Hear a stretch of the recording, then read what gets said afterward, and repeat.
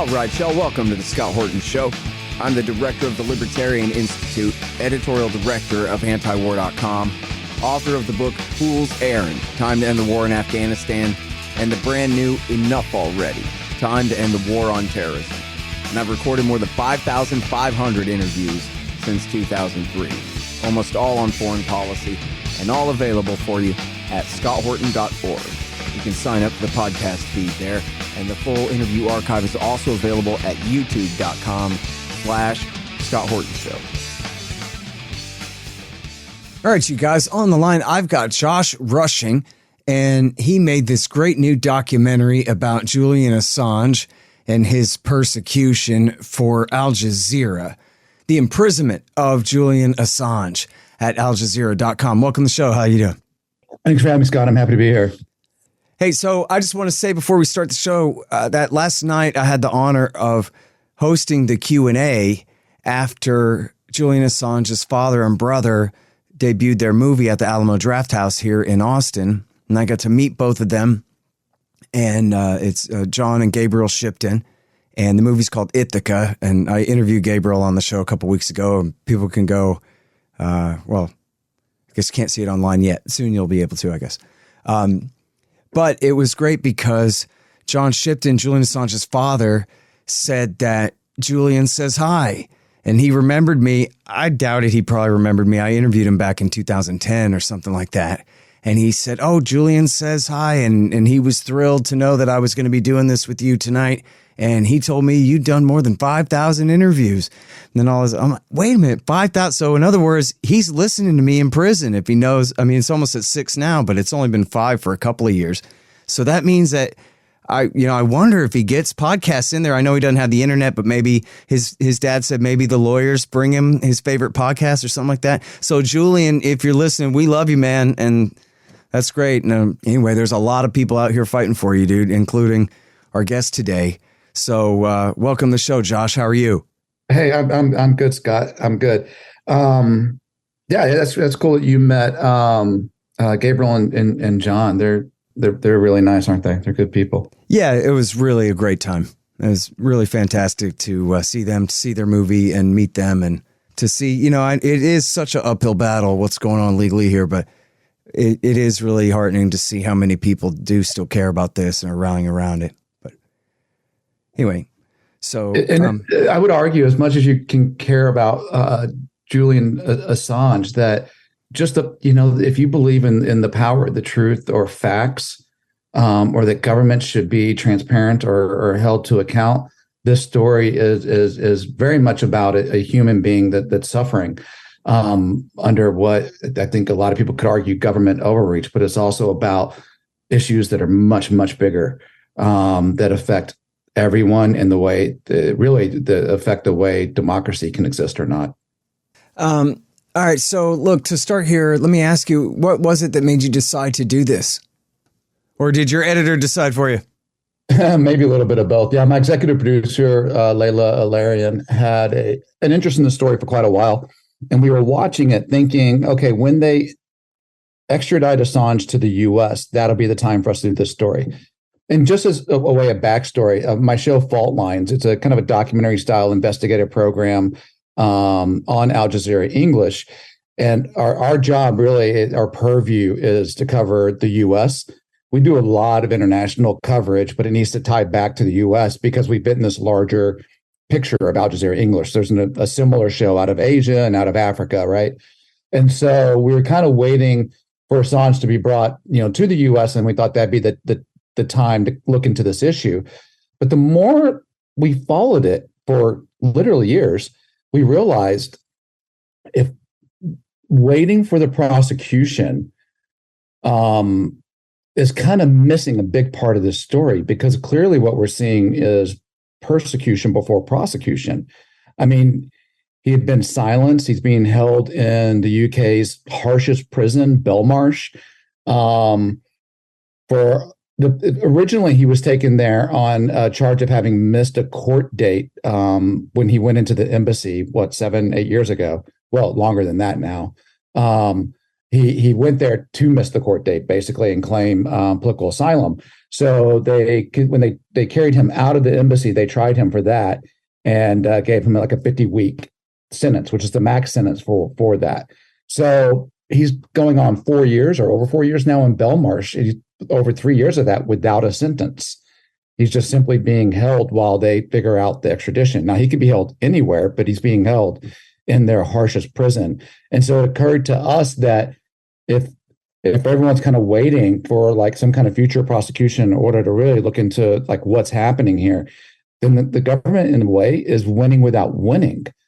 They've silenced Assange for all of these years, and they're really, So anyway, that's why we chose to go ahead and do it now. I mean, looking back on it, I think we should have done it 2-3 years before we did it, honestly. And it's such an important case. So that's kind of about the timing of it. The importance of it is Julian Assange is charged with, he has 18 different charges from the U.S. that he's indicted for. One of those is the Computer Fraud Abuse Act, the CFAA. The other 17 are espionage charges. And so I think it's helpful to kind of separate these into two things. But I'd like to discuss them in great detail, but I don't want this first answer to go on too long. But just to say that charging a publisher with the Espionage Act has massive consequences. Just yesterday, the Washington Post came out with a leak of documents from a Russian cybersecurity contractor. Those documents were given to a journalist in Germany who shared them with Der Spiegel and the Washington Post. There's a precedent now that Putin could charge the journalist in Germany and the publisher, the Washington Post, with Espionage Act, or whatever the Russian version is, and request an extradition. And the U.S. has set that precedent, clear as can be. The fact that Russia picked up the Wall Street Journal reporter this week and is charging with espionage charges, and at the White House press conference yesterday, they were talking about how outrageous that is. But yet the U.S. has a journalist and publisher right now under the charges of Espionage Act. And if you look at read the indictment, you would think this is about spying or something, but it's not. It's just about what they would say the unauthorized handling of classified information. But that's also the classified documents that were in Mar-a-Lago, the classified documents they found at Pence's home, the classified documents they found at Biden's home could also all bring about Espionage Act charges, but of course they won't. The Espionage Act has been used almost exclusively in the last 10 or 20 years to go after whistleblowers. Julian Assange is not a whistleblower. He's a publisher. The information was leaked to him and he published it. So if you go after someone with Espionage Act for handling unauthorized handling of classified information, that's something that national security journalists do every day. And so the Obama administration knew that. That's why they didn't charge Assange. They called it the New York Times problem. But when the Trump administration came in, they saw that problem as the New York Times opportunity. They would love to charge reporters with whatever they can. And so there's that element of it, that this is really important consequences. That's one reason. Another reason is I've never, in my many years of reporting, come across a story that well-informed, well-connected people are so misinformed about. They would ask someone what Assange is indicted for in Washington, D.C., and you're much more likely to get something he's actually not than something that he is. Just a short list of things he's not indicted for.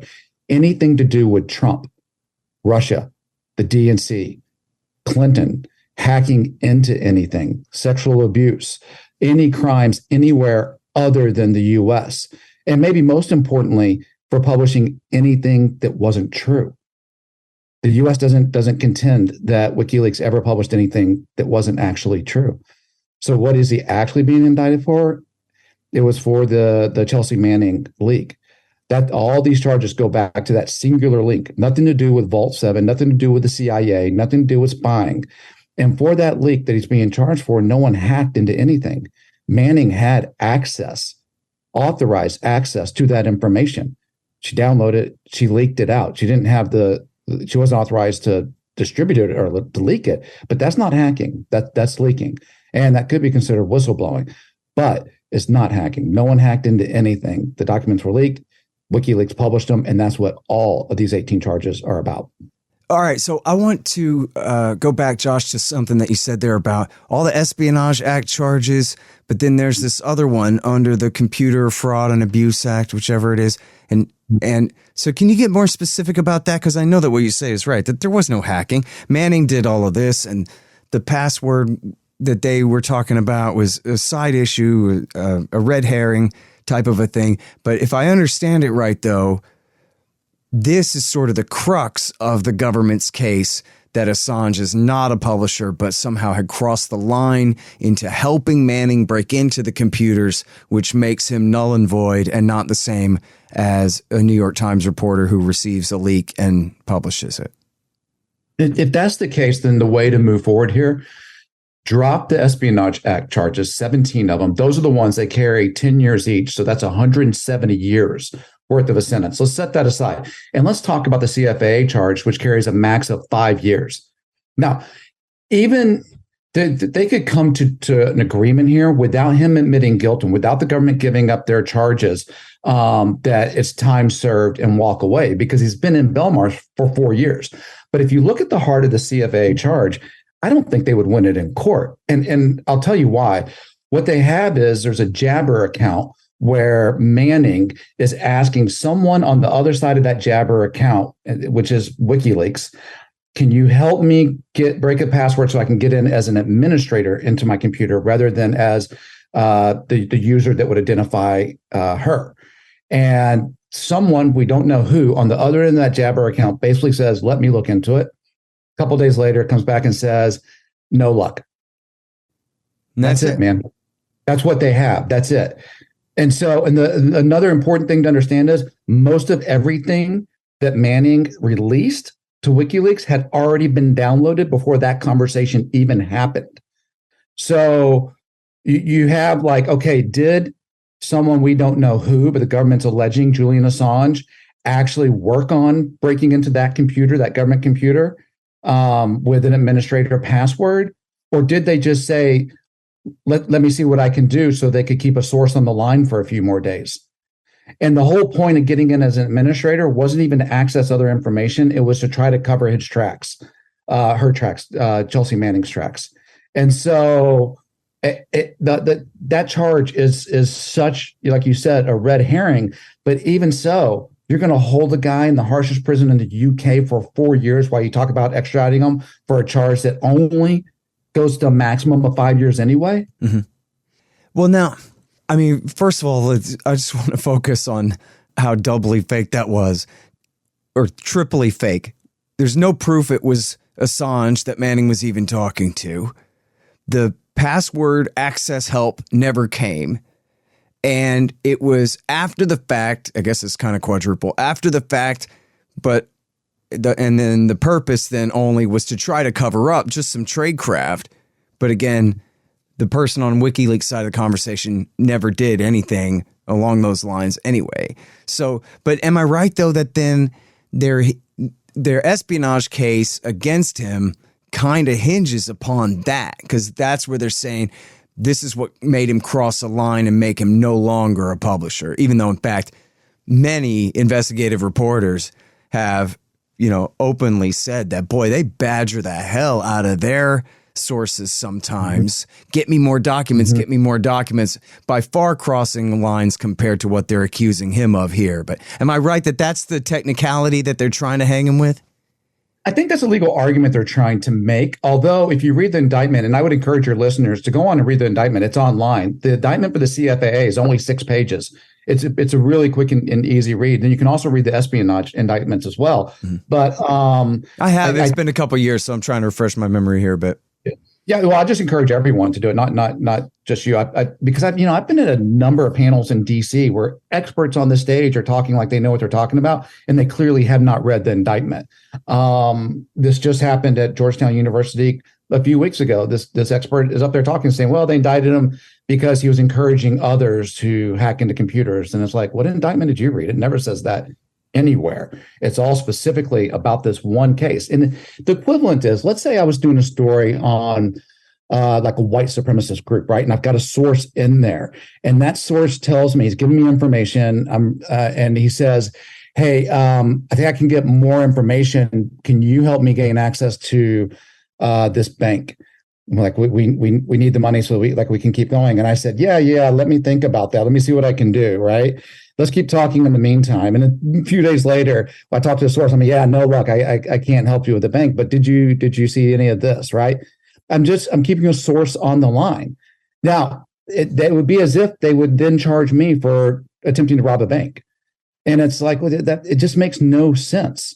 Of all the charges, I actually think the CFAA one would be the hardest one for them to win in court once you look at the facts and what they would have to prove.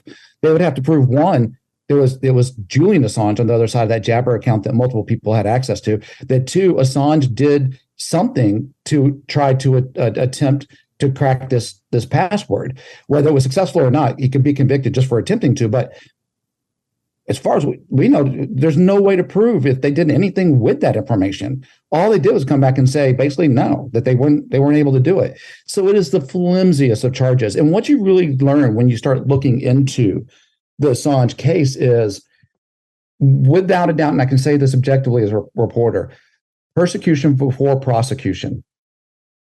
And the other thing is that he's being punished for things that he's not actually charged with. Yeah, the second point there being the proof of the former, that this is really all just holding him without bail, punishing him indefinitely. And after all, it's not a stretch for any journalist or even a podcast host of journalists to think, boy, I sure wouldn't like to go to prison for a long time for stepping on these guys' toes the way he did. Not that I'm breaking any stories the way he has, but thoughts occurred to me, as I'm sure it's occurred to you and everybody else too, that the DOJ getting their hands on you is pretty terrifying. You're 100% right. Mission one was to silence Assange. And this is me speculating, but they've done that really well. We weren't allowed to speak to him for our piece. Mission two was to send a message to anyone else willing to publish government secrets, that who can protect you? Who can protect you? Because they can do this to him without a conviction. Who can I even call if they decided they needed to silence me? Yeah. And now, what about the process itself as far as all the appeals? I mean, obviously, this is kind of how it goes with appeals. There goes your right to speedy process if it's your own lawyer who's asking for more process all the time. And yet that's obviously the position he's stuck in. But are they deliberately, the Crown, as they call it, deliberately dragging this thing out and making it take as long as possible? Impossible for me to say, but I would actually guess not. I think the longer this goes, the more it exposes what the governments are doing. And I think that the UK would be happy to pass this along to the US and wash their hands of it. But Assange and his legal team are taking every opportunity they can to appeal it because they do not believe they'll get a fair trial in the US. And when you look at the US's conduct in this, when you look at the plan to kidnap him, when you look at the discussions to assassinate him, when you look at the fake security team that they put in place in the embassy to record every conversation he had with journalists and lawyers and doctors, he has a lot of really good reason to not trust the U.S. government here as a fair actor, and that he'll get a fair trial here. Yeah, that's for sure. And of course, we know it's already baked into law that the "I did it for a good reason" defense is not even allowed in court at all. There's no public benefit defense. You're right. For espionage charges. If you had the classified information, even in discussing classified information, something that I read in the Post today that's considered classified information, and I tell it to you in the course of this interview, you and I could be charged with the Espionage Act. Yep. Well, and that's the thing is, it's written that broadly, but they've never used it that broadly. So this is the real test of whether they're going to get away with it or not. That's right. That's right. Now, it's very important and interesting here that in your documentary, you interviewed the brother of the Reuters reporter blown away by the Apache helicopter there in Sadr City in 2007. Can you tell me a little bit about that? Oh, man. Yeah. Nabil Noor-el-Din, and his, he was actually an archaeology professor before the war, but as a lot of professionals, at that time, they got jobs working as fixers or translators. He gets a job with Reuters. He gets his little brother Namir hired as well. Their father had been a cameraman for the Iraqi news channel, so they kind of had it in their blood. So both brothers are working at Reuters, and one day the Namir gets sent out to see what's happening with some U.S. troops that are going through the neighborhood of New Baghdad. And while he's standing on a corner with a group of other Iraqi men and his driver named Saeed Shma, an Apache helicopter opened fire on them, killing all of them. A van pulls up to help him. This is a father with two kids in the van taking him to school. He sees them on the ground crawling. He's trying to help him get them into the van. The pilots fire on the van, which is a pretty clear war crime that someone offering medical assistance on the battlefield can't be fired upon, but he does anyway. When U.S. troops get there and tell the pilots, hey, there were two kids in the van, the pilots laugh and say, that's why you don't bring your kids to a war zone. That's all on video. And that's all fact. It's indisputable. What happens next is the military realizes they've killed a Reuters journalist because he had his cameras with him and his press ID when they find the bodies. So they reach out to Reuters almost right away, and they tell Reuters that, sorry, two of your guys got killed. They were caught in the crossfire, I think was the first story. And then it was they were with guys who were engaging U.S. troops, insurgents. Reuters said, well, let's see the whole video. They only showed them a small part of the video in that meeting. Reuters said, can we see the whole video? The military said, no, we've investigated it, and it's all okay. Reuters filed a Freedom of Information request for the whole video. The Pentagon denied it. So for Namir's family and Nabil's family, the story was that he was caught in the crossfire or he was with insurgents. And that was the truth they were going to have to live with. 3 years later, that happened in 2007. 3 years later, WikiLeaks releases it. This is kind of their biggest release to the world, where all demanding disclosures. They happen in 2010. And they had the whole video. They released the entire video, and you can clearly see that the military had been lying for those years to Reuters and to the family members of the victims. And it's one of the reasons we highlight that story is without the WikiLeaks disclosure, we would never know the truth about that. But we would never know the truth about a lot of things, about treatment in Gitmo, about Abu Ghraib, about the civilian death count that the U.S. knew about was off by tens of thousands in Iraq, about the U.S. authorities knew that Iraqi authorities were torture, raping, and killing Iraqis, and the U.S. authorities were turning a blind eye to it. Like, these are all things we would never know unless WikiLeaks released them. But like you said, there is no public benefit argument. The government could be flat out murdering people, and if you released it as classified information, you could be tried under the Espionage Act, and there's no defense to it. And that's basically what's happening here. But we did go spend time with Nabil. And he just said, he hears those words of the pilots, man, they're laughing the whole time that they're doing it. And they ring in his head. And he never met Julian Assange or Stella, Julian's wife, but he was interested in it. And he ended up coming down to London and meeting Stella while we were there. And so we got to film that. It was kind of a special moment. But in his mind, he connects his little brother Namir's desire to get the truth out about what was actually happening in Iraq as a photojournalist for Reuters, to Assange getting the truth out as well, that seeing them kind of on the same mission and both being persecuted really by the same government. Yeah. Hey, y'all, Scott Horton here for Tennessee Hot Sauce Company. Man, this stuff is so good.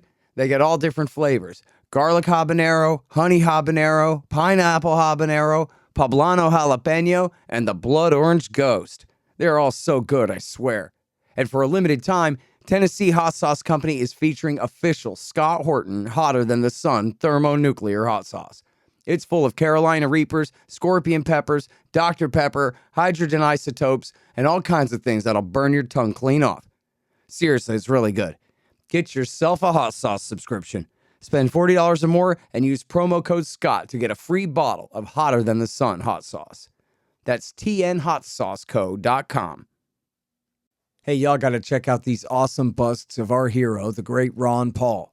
They're made by the renowned sculptor Rick Casali. They're 13 inches tall, hand-painted bronze resin based on Casali's brilliant original. Y'all may have seen mine in the background on my bookshelf in some recent interviews. The thing is unbelievable. Check out this incredible piece of art at rickcasali.com/Ron Paul, and you'll see what I mean. Use promo code Horton and you'll save $25, and this show will get a little kickback too. That's rickcasali.com/Ron Paul. Casali is Casali. rickcasali.com/Ron Paul. And there's free shipping too. And by the way, a small part of that story too is that David Finkel from the Washington Post had clearly seen the video, or at least had it described to him in great detail, and yet had withheld much of the story too. And I think that was part of Manning's motive in leaking that video. And I'm sorry, because it's so many years ago now, but I actually read the book, Finkel's book, Good Soldiers, where he talks about this, and I confronted him about that. And I couldn't get him to budge and, admit how much it was that he knew about that. He claimed to just be protecting his source, I guess. But he was embedded with them at the time, not with the air unit that did it, but with the ground unit that showed up on the scene. Had the soldiers Ethan McCord and Josh Stieber. Yeah, Stieber. But I'm curious, what did Finkel say? How did he defend that? He just wouldn't answer, basically. He just said, well, you already got what I wrote, and I'm sticking with that. And, that kind of an answer, if I remember it right. Mm. Yeah, Manning talks about that some in her book as well. Readme.text. Oh, I should read that. I'm so far behind on my Assange books I got to read. And I didn't even know Manning had a book. I've never done a story where everyone in it has a book. It was kind of incredible. I read more books on this story, but yeah, hers came out while we were doing the reporting. Okay. All right, now book to read else I think is it's The Trial of Julian Assange by Niels Melzer, who was the UN Special Rapporteur on Torture. And when he was first asked to look into it in his official position, he declined it and wasn't interested. And I forget what point he became interested in it, but he had this really negative opinion of Assange, and he just wasn't going to go down that road. But the more he looked into it, the more he could see the government overreach. So eventually he and a team of doctors went in and examined Assange in Belmarsh. And he came out, and his official opinion is that Assange has been the victim of state-sponsored torture. Mm. And it's not like that's just a rando opinion. As the UN Special Rapporteur on Torture, he knows all the legal requirements for that.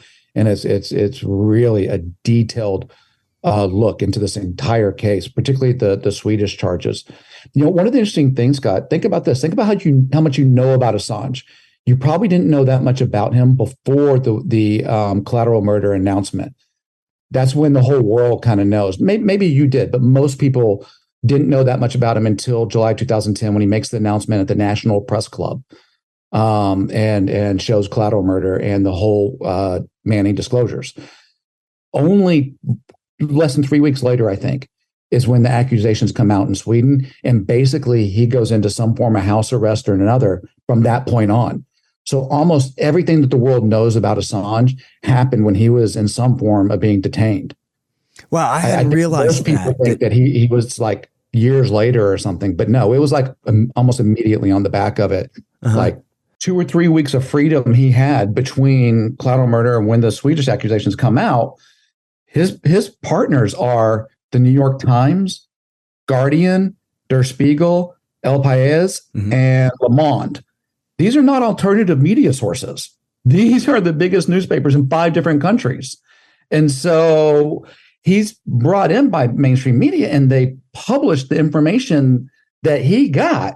And then they basically threw him under the bus and let all this happen. And now that they see these charges could come back and affect them, they've all joined together in a letter to the DOJ saying you've got to drop the espionage charges because this could affect all national security reporting. Which, by the way, on the contrary, they've known that all along, and they hate him so much and are so jealous of him that they're willing to sacrifice their own freedom of speech and all of ours for it. But then what happened was the lawyer from back in the days of the Pentagon Papers came and started beating them all over the head with it, starting with the New York Times, and basically insisted that they do this. And that's in Andrew Coburn's recent piece in Harper's. Otherwise, if it was just up to Charlie Savage, they'd let him hang.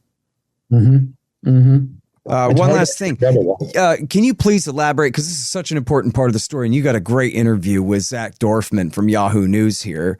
And, you know, he's done a lot of quality stuff on the outbreak of the war in Ukraine as well.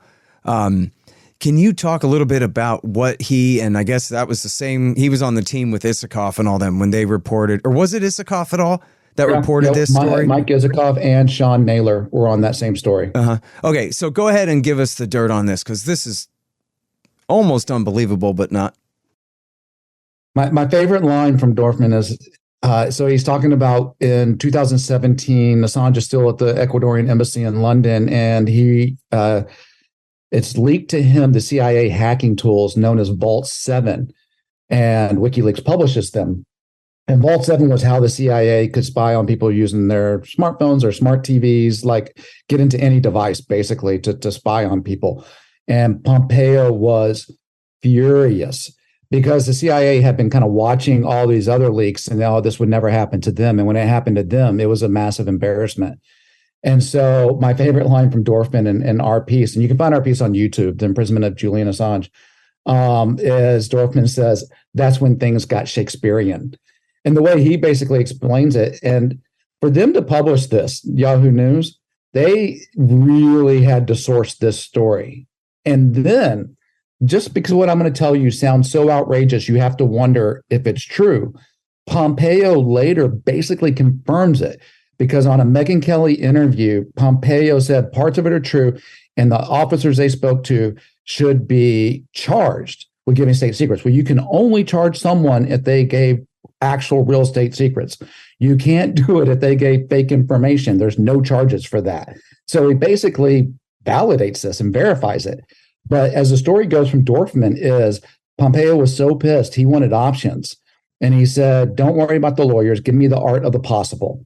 What can we do to Assange to get him? So there were discussions all the way from kidnapping him up to assassinating him. The discussions in terms of assassinating him were like, from the lawyers at least, you definitely cannot do that. But you could indict him if you had charges against him. So that was one of the reasons the charges fell at the Vault 7 release, is they needed some charges so they could get him. But they were worried about him trying to get out of the embassy and get to some other friendly country. Because, can I just give you a side note, something we didn't cover? Ecuador had granted him asylum, political asylum, because they believed he was being politically prosecuted, and given him citizenship. The U.S. went down and got involved in the Ecuadorian elections, got someone else elected, told that president, the new president, that the U.S. would love to work with Ecuador economically. They sent a congressional delegation, and Mike Pence went down and said, we can really do great things for Ecuador, but we got to take care of this Assange thing first. And so as Ecuador is basically starting to put the pressure on Assange, they were worried Assange might find a way to get somewhere else to safety. So they had plans. If he does, how do we stop the car? If it gets on a plane, do we shoot the tires out of the plane? Do we do the shooting or do the Brits do the shooting? Who's got the legal authority? Like, they really discussed this all the way through. And it's just, it's insanity when you read it. And I would encourage anyone, go look up the story. It's a long story. Yahoo News investigates, but it is it's just jaw dropping what powers our government has if you expose their secrets. If you believe in transparency in government and you're willing to actually fight so that your government's transparent to you, be prepared. All right, now refresh my memory about who was it that wrote the story about the plea deal that they almost had, where Assange was going to, in fact, sit on Vault 7 and not leak it if they would let him go. And the CIA wanted to do it. And the DOJ, I guess, was working on it until his own lawyer, if I remember right, told Senator Warner, and Senator Warner told James Comey, the FBI director, and he ruined the deal. Do I remember that story right? And is that that's not in your documentary, but you know what I'm talking about? I haven't come across that, but that's really interesting. Warner, you don't know that one? Let me see if I can find it here. Yeah, Comey. And see, this raised questions about his lawyers. Like, what the hell kind of a mistake was that? Let me see if I can find it. What lawyer was it? Barry Pollock or Jen Rubinstein? Or I'm not sure. Not sure. I'd be curious about that story. I'll tell you what. While I Google that, could you talk specifically about the idea of poisoning him, kidnapping him, and poisoning him, and all of this? Who brought that up, and how confirmed is that? What all is the sourcing on all that? I know that Assange and Stella had mentioned this, that they were worried about him being poisoned in the embassy. The presumption is that that was part of the discussion within the CIA, what Mike Pompeo would call the art of the possible. They could have done it because they had the security team at the embassy. No one is saying that they did do that, but it got to that level of concern with Julian and with his family. Yeah. If I remember it right, I thought that Andrew Coburn had written in his Harper's piece that someone inside the plot had gone to Congress about it and said, man, there's something going on here you guys need to know about. And I don't remember that from the Coburn piece, and I read that. I actually have the magazine laying around. How about subscription to Harper's? Yeah, man, I'm not over my skis on right a couple of points here. First of all, on the last point, it was John Solomon, how Comey intervened to kill WikiLeaks immunity deal. And that's at The Hill from June 2018. 18? Yeah. Totally missed that. And so that does exist. That wasn't a figment of my imagination. Now, on this other one... I've got the. Let me see. I bet I could just Control F for Congress because there can't be too much of that in here. Let me see. Not. Yeah, mine's a hard copy. It's a little harder to scan. Okay, so the operations under discussion were so extreme as well as potentially illegal that some officials grew concerned and briefed certain Congress members on Pompeo's dangerous schemes. Yet again, the establishment press evinced scant interest. And then he says, Michael Iskoff told me he got no calls from other journalists interested in probing further. So yeah, that's insane. Like, this thing plays out like a spy movie, what we're talking about. And for some reason, like, the media let it just drop. Like, the legs on that story should have been significant. Yeah. And they weren't. Wouldn't you love to see Democrats discuss the content of the leak? Like, that the DNC was actively working to make sure that Bernie couldn't get the nomination. I mean, the fact that Debbie Wasserman Schultz had to step down because of what was in the documents, rather than the messenger of it. Well, and in fact, like, the one that corruption exposed. I mean, the best one really is the Pied Piper strategy in the Podesta emails, that we need to ask all our friends in the liberal media to boost up Trump as much as we can because he'll be easier to beat in the general, which is the conventional wisdom, right? Nobody wants the winger. It's the moderate centrist that wins in the fall. And in fact, they continue to use this strategy. They even donate in the last midterm congressional elections. The Democrats are donating to MAGA wingnuts.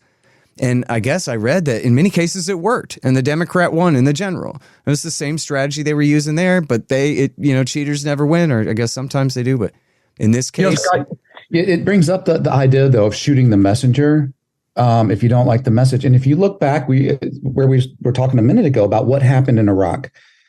An Apache helicopter shot a bunch of unarmed people. Now, some were armed. Some had AK-47, which you're allowed to have there. And then there's some debate about whether there was a rocket launcher or not. Depends on who you believe on that. But we also know most of the people were unarmed and they were doing nothing, now that we can see the whole video, but standing on a corner. So on that day, no one has been held to account.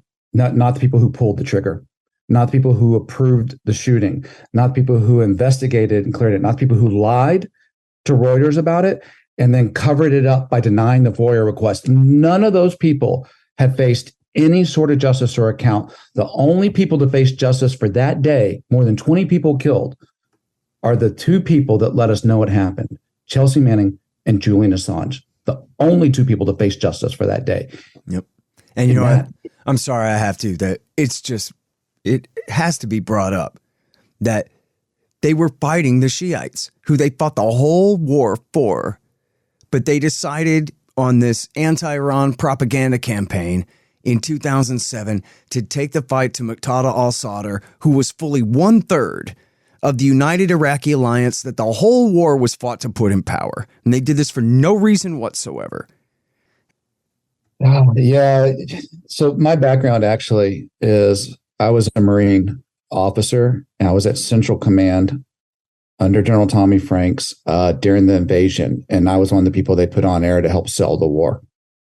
Is that right? That's where I first met Al Jazeera, and that's when this documentary came out about the way Al Jazeera covered the invasion called Control Room, and I'm in that. Uh-huh. And I resigned my commission so I could talk about the way the war was sold and our misunderstanding of Al Jazeera, the kind of disingenuous way the war was sold, how I was used. In fact, for the 20th anniversary, they just did AJ Plus did a video that's been playing this week. What's it called? Like, I sold the war and I regret it, or something like that. It's on YouTube. Oh, is that right? Great. I definitely have some insight into that. Yeah, some regret, lots. Did you write a book about that? Yeah, I wrote a book called Mission Al Jazeera years ago because I helped start Al Jazeera English after all of that. And that's something. It kind of rings a bell. I think I heard the story of the former spokesman who went to Al Jazeera or something, but I didn't put two and two together there. That's me. Yeah. Very interesting. Okay. Well, listen, and I'm sorry. What'd you say the name of the new one was? I was a what? Oh, hold on a second. I'll Google it real quick. Sure. Where's YouTube? AJ Plus did it. I sold the Iraq War and regret it by AJ Plus. Great. Man, I'm going to watch that, and maybe I'll talk to you again in a week. Yeah, you can watch that and call me back for sure. Yeah, man.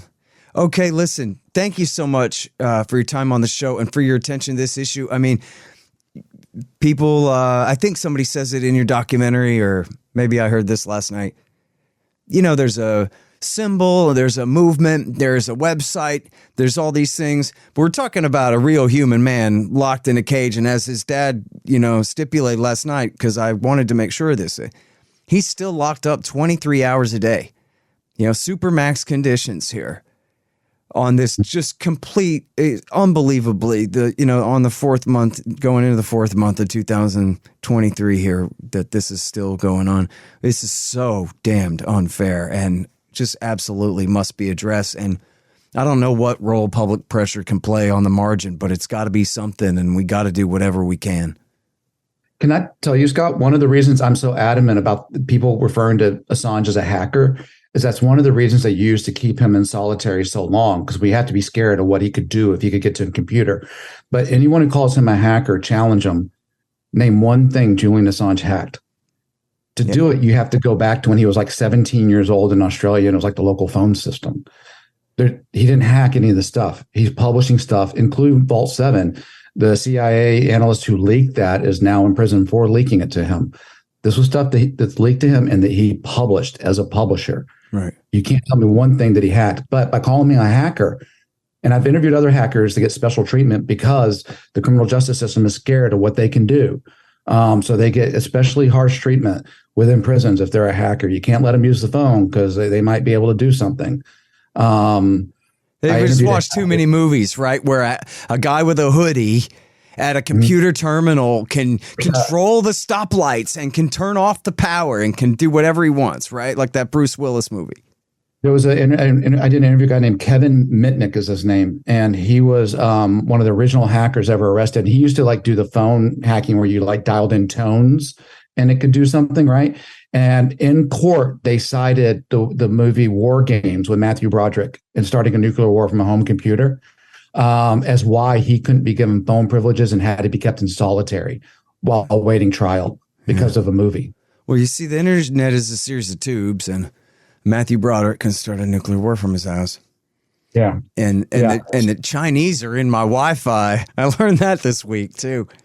Yeah. Oh, I know, from those things. And the other crazy thing here, you mentioned it, but you just touched on it. There's so much more to be said about it. Is the assassination plan is wild enough, but the character assassination that's gone on for years, aided and embedded by the media, has been, it's the most thorough character assassination I've ever seen of an individual.